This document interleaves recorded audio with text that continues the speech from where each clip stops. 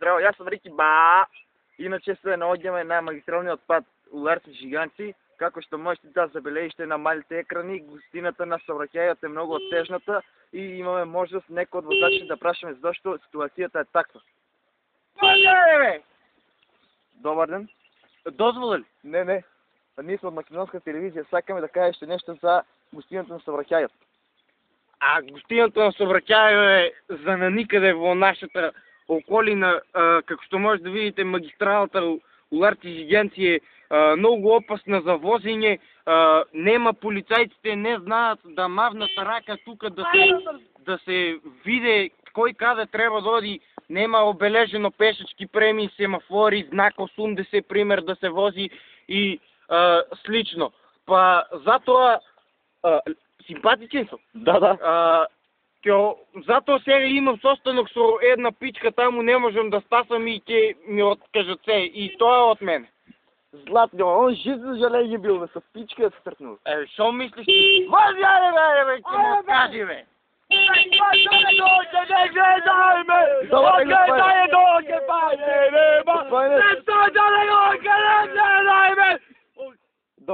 Добър ден.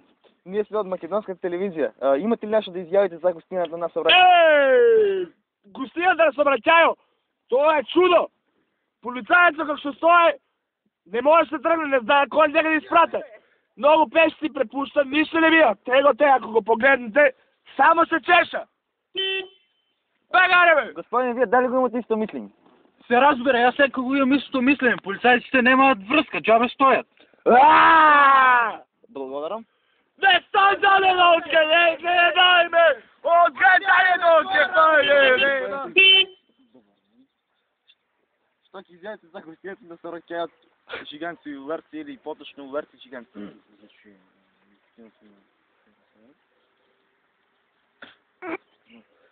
Гостината на Съврахяјот детско е отежната в последно време, затоа што шоферите са, како што знаеме, днес сите полагат, ама никој не положи за това што свини полагат за нив.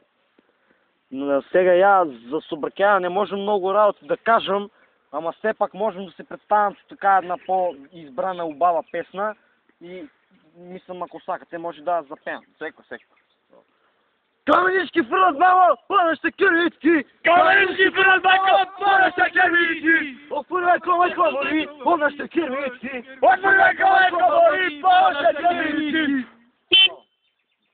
Така е, драги гледачи, кога во нашата околина има се ретардирани момци, почнувајќи од шофери до полицајци.